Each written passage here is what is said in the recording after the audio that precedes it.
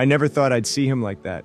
His clothes were dirty, his face was thinner than I remembered, and the way he stood there, shifting from foot to foot, told me he didn't know if he was welcome. "Hey," he said. His voice was quiet, almost embarrassed. I didn't say anything at first, not because I was mad, but because I didn't know what to say. This was my little brother, the same guy who used to sit on the porch with me talking about all the things we were going to do one day, the same guy who swore he'd never come back once he left. And now here he was standing in front of me looking like he hadn't eaten in days. I stepped aside. "Come in." A year ago, Jordan left home. He was tired of rules, tired of working at the shop with Dad, tired of everything. He said he was going to make it big, that he didn't need us holding him back. At first, we heard from him every now and then. He got a job in the city, met new people, was living life, but then the calls stopped.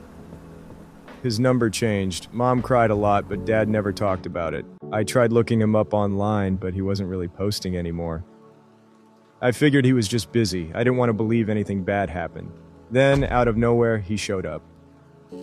He sat at the kitchen table, hands wrapped around a cup of water like he was trying to warm himself up. "Where have you been?" I finally asked. He let out a slow breath. "Everywhere." I waited. "I lost my job, got kicked out of my place. Thought I could figure it out, but..." He shook his head. "I didn't want to come back like this."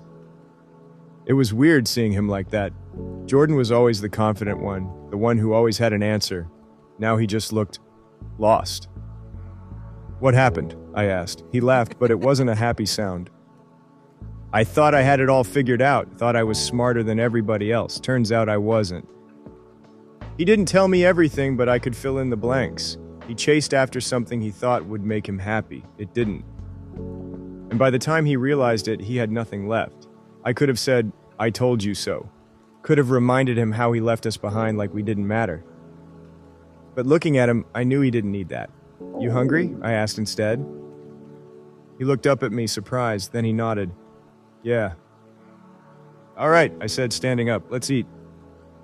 I knew Mom would cry when she saw him. I knew Dad would act like he wasn't affected, but later he'd sit on the porch and just stare at the street like he always did when something was on his mind. And I knew no matter what, Jordan was home now. That was enough. As we sat at the table, I could feel the weight of the past slowly lifting, replaced by the warmth of family and love.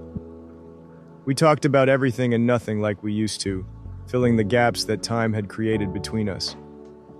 Laughter echoed in the kitchen, and for the first time in a long while, the air felt light and hopeful. Jordan's stories, once filled with uncertainty, now carried a hint of resilience, reminding me that he was still the same brother I once knew.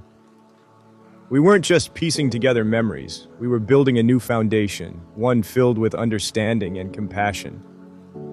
As the sun set outside, I realized that every story shared brought us closer, mending the scars of the past. In that moment, I knew we could face whatever came next, together, as a family once more. The night sky was filled with stars, each one a reminder that even through dark times there was light to guide us home. With each shared moment, I could see the spark returning to Jordan's eyes as he began to envision a future he thought was lost. Memories flowed like a gentle tide washing over us, reminding us of the strength and love that had always existed in our family. Every small act, every shared laugh was a stitch in the fabric of our renewed relationship, weaving us closer together again. With each meal shared, we were not just nourishing our bodies, we were feeding the connection that had almost slipped away. As we played, the echoes of our childhood filled the room, bringing back a sense of normalcy and joy that we all desperately needed. The laughter and camaraderie reminded us that home was not just a place, but a feeling of safety and love we could always return to. Together, we created new memories, each snapshot a testament to our resilience and commitment to one another. As the sun dipped below the horizon, I realized that this was just the beginning of our journey, a chance to rebuild and grow stronger together.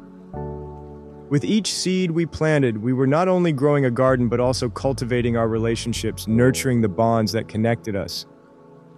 The simple joy of sharing a meal outdoors reminded us that life's greatest moments often come from the simplest experiences together. As the flames flickered, we shared old stories and dreams for the future, rekindling the spirit of togetherness that had been missing for so long. In that moment, surrounded by family and love, I knew we could overcome any storm together, stronger as a united front. As we held each other close, it became clear that this bond was unbreakable, blossoming anew like the flowers in our garden. With each conversation, we peeled back the layers of our past, embracing the lessons learned and looking ahead to the future. We found joy in small victories together, as life became a series of shared moments filled with laughter and growth. Every game night strengthened our bond, reminding us that the spirit of fun and togetherness could heal even the deepest wound.